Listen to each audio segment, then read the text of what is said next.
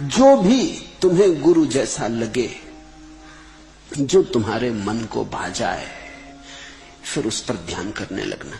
इस ध्यान की प्रक्रिया को हम सत्संग कहते रहे। सत्संग का अर्थ होता है गुरु के पास बैठ जाना और चुपचाप बैठे रहना, देखना,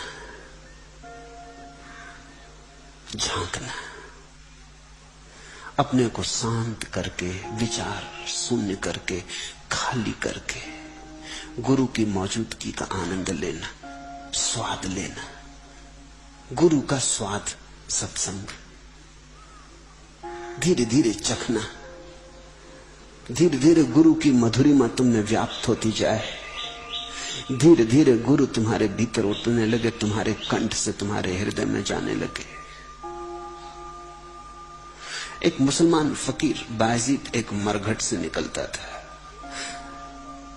अचानक उसे ऐसा भास हुआ कि कोई उससे कहता है हृदय के अंतरतम से कि रुक जा, इस मरघट में कुछ होने को है।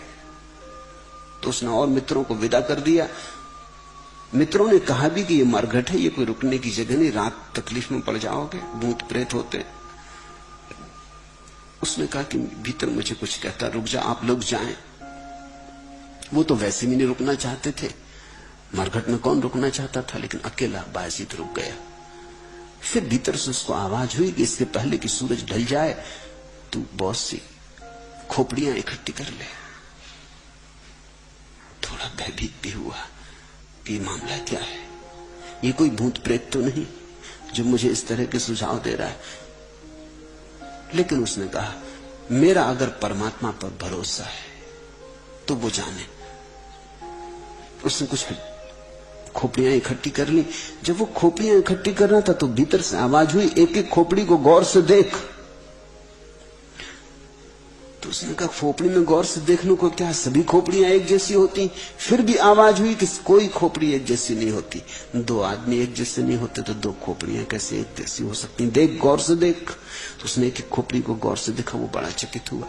कुछ खोपड़ियां थी जिनके दोनों के कान के बीच में दीवार थी। तो एक कान में कुछ पड़े तो दूसरे कान तक नहीं पहुंचे।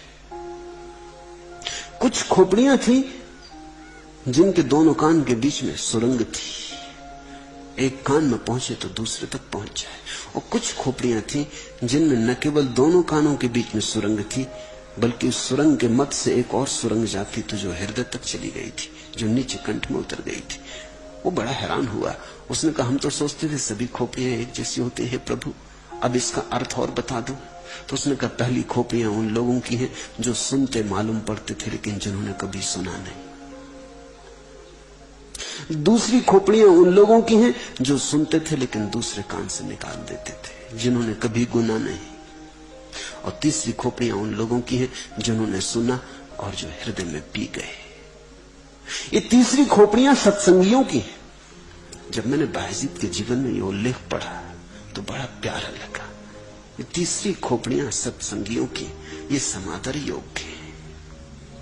सत्संग का अर्थ होता है गुरु के पास अगर बोले गुरु तो उसके शब्द सुनना, अगर न बोले तो उसका मौन सुनना। कुछ करने को कहे तो कर देना, कुछ न करने को कहे तो न करना। गुरु के पास होना, इस पास होने को अपने भीतर उतरने देना। वो जो गुरु की तरंग है उस तरंग के साथ तरंगित होना। वो जो गुरु की भाव दशा है थोड़े थोड़े उसके साथ उड़ना। तुमने देखा छोटे छोटे पक्षियों को उनके माँ बाप अपने साथ उड़ाते हैं, उनके पंख अभी कमजोर हैं लेकिन माँ बाप साथ जा रहे हैं तो वो भी हिम्मत करते, थोड़ी दूर जाते फिर लौट के थक आते, फिर दूसरे दिन और थोड़ी दूर जाते फिर लौट के थक आते, फिर तीसरे दिन और थोड़ी दूर जाते। एक दिन दूर सारा आकाश उनका अपना हो जाता, फिर माँ बाप के साथ जाने की जरूरत भी नहीं होती, फिर वो अकेले जाने लगते। ऐसा ही है परमात्मा का अनुभव। गुरु के साथ थोड़ा थोड़ा उड़ के तुम्हारे पंख मजबूत हो जाएं। थोड़ा थोड़ा जाते जाते तुम्हारी हिम्मत बढ़ती जाएगी, श्रद्धा, स्वयं पर भरोसा पैदा होगा। एक दिन गुरु की कोई जरूरत न रह जाएगी। तुम्हारे भीतर का गुरु जग गया। बाहर का गुरु तो भीतर के गुरु